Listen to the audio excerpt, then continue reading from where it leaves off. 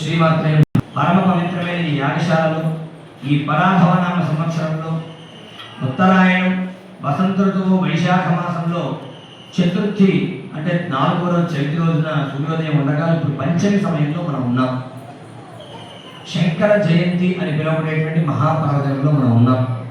ఈ రోజున భారతదేశంలోనే కాదు ప్రపంచ దేశాల్లో ఎక్కడైనా సరే సనాతన ధర్మం ఇలా వర్ధిల్లుతూ ఉన్నది అంటే దానికి ప్రధానమైన కారణం ఎవరంటే ఆది శంకరాచార్య స్వామి వారు.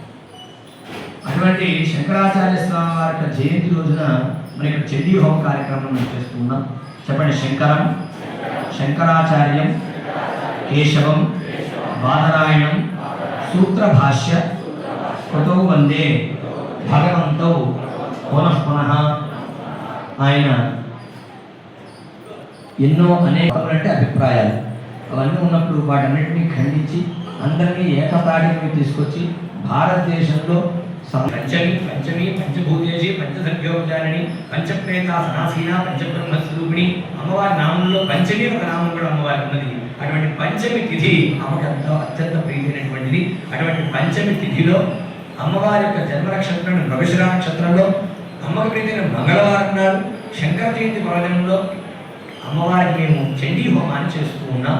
తద్వారా నీ యొక్క పరిపూర్ణ అనుగ్రహాన్ని పొంది మాకు మా కుటుంబ సభ్యులందరికీ కూడా గ్రహదోషం నుండి తొలగాలి, గ్రహదేవతల అనుకూలంగా మేము పొందాలి, శరీరంలో తెలిసి తెలియని అనారోగ్యం తొలగాలి, మంచి ఆరోగ్యాన్ని ఆయుర్దాయాన్ని మేము పొందాలి. అలాగే ఇప్పుడు భవిష్యత్తులో కూడా మా కుటుంబ సభ్యులందరం కూడా ఏ కార్యం సంకల్పించుకున్నా అది విద్యా కార్యక్రమాన్ని మేము చేస్తూ ఉన్నాం అని సంకల్పం చెప్పి ఈ కార్యక్రమాన్ని మనం ప్రారంభం చేసుకున్నాం.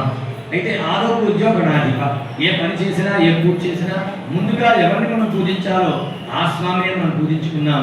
ఆయన అనుగ్రహాన్ని మనం పొందాం. తద్వారా ఈ కార్యక్రమం ఉన్న విగ్రహం తొలగించుకున్నాం. మనం అనుకున్న పనుల్లో ఉన్న ఆటంకాలని కూడా మనం తొలగించుకున్నాం. ఆ తర్వాత అమ్మవారి శ్రీ సూక్త విధానంగా షోడశోపచార పూజా కార్యక్రమాన్ని చేసుకున్నాం. యజ్ఞేశ్వరుని యొక్క అనుమతిని పొంది ఆయన ద్వారా గణపతి హోమం, లక్ష్మీ గణపతి హోమం, నవగ్రహ హోమం, మల్లేశ్వర స్వామి వారి ప్రీతిగా మృత్యుంజయ శివ పంచాక్షరి మూలమంత్ర హోమం చేసుకొని ఇప్పుడు ప్రధానమైన 700 మంత్రములుగా ఉన్నటువంటి 13 అధ్యాయములుగా హోమం చేయబడేటువంటి అమ్మవారి దివ్యమైన మహాచ అర్గల కీలక రాత్రి సూక్త పారాయణం చేసుకుని ఉన్నాం. అమ్మవారికి నవాక్షరి మూలమంత్ర హోమం చేసి న్యాసము చేసుకుని ఇప్పుడు సిద్ధంగా ఉన్న హోమం చేసుకోవడం నేను చేశాను, రోజు చెప్తున్నాను చేశాను. కర్మాణి చేసే పని తెలుసుకొని చెయ్యాలి.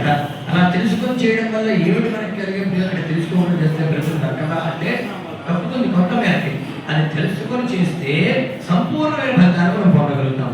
ఏ విధంగా మనం పొందగలుగుతాం తెలుసుకోవడం వల్ల అంటే ఇంత గొప్పదైన క్షేత్రమా, గొప్పదైన సమయమా, గొప్పదైన మహాత్మ్యమా, గొప్ప తల్లి గొప్ప ఉపాసన, తద్వారా వచ్చే ఫలితం కూడా గొప్పదే అయితే.